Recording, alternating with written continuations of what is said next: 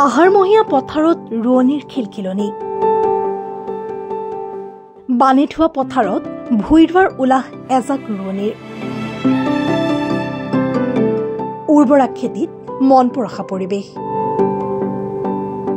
আহাৰমহীয়া পথাৰত যেন এতিয়া নামি আহিছে নিনাদিত খৰচ বোকা পানীৰে লুতুৰি পুতুৰি হৈ নাচি বাগি বিহু নৃত্যৰে মুখৰিত হৈ পৰিছে পথাৰ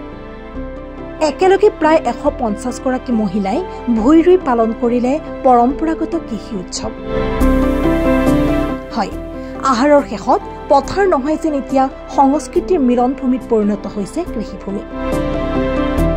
নাচি বাগি বিহু নৃত্যৰে মুখৰিত হল আকচিয়া পথাৰ আবতৰীয়া পেপুৱা উৎসৱত পৰিণত হল কৃষিক্ষেত্ৰ হয় এই দৃশ্য হৈছে বকু আকচিয়া ৰাইজৰ খেতিপথাৰ আকচিয়া পথাৰত গয়া ৰাইজৰ প্ৰায় 115 বিঘা মাটি শতাধিক হালোৱা ৰোৱনীয়ে এনেদৰে নাচি বাগি পালন কৰিলে কৃষি উৎসৱ প্ৰতি বছৰে আকচিয়া ৰাইজে এই পথাৰত বোকা পানীৰ মাজতে ৰং ধেমালিৰে পথাৰত ৰুৱে ধানৰ গছা আঘোণ মাহত সোণালী ধান চপাই মাঘৰ উৰুকাৰ নিশা এসাঁজ একেলগে খাই আকচিয়া ৰাইজে মিনিমাম আমাৰ 150 মান হ'ব কিজানি এয়া হেতু কিবা কয় যিখিনি মানে আমাৰ আছে আৰু ধৰক ৰাইজত যেতিয়া আমাৰ এটা হেৰি বান্ধন আছে তো ৰাইজত সময় লোৱা এটা বান্ধন আছে ঠিকনেকে 132 কৰে আছে তাৰ উপৰি 150 মান হ'ব আৰু উল্লেখ্য যে আকচিয়া ৰাইজৰ একমাত্ৰ উপাৰ্জনৰ পথ এই খেতিডৰা বকুৰ পৰা বিক্ৰম দাসৰ ৰিপৰ্ট এনি ভাৰত 24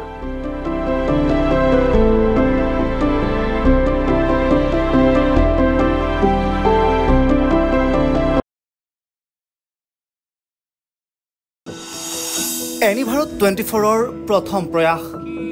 জুবিন গাৰ্গৰ গীতৰ প্ৰতিযোগিতা জুবিনৰ গানে কি আনে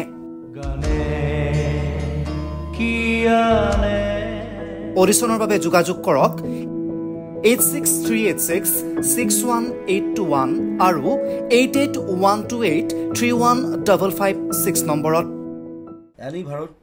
24 উদ্যোগত এটা নতুন সংগীতৰ প্ৰতিযোগিতা আয়োজন কৰা হৈছে য'ত মোৰ গানৰ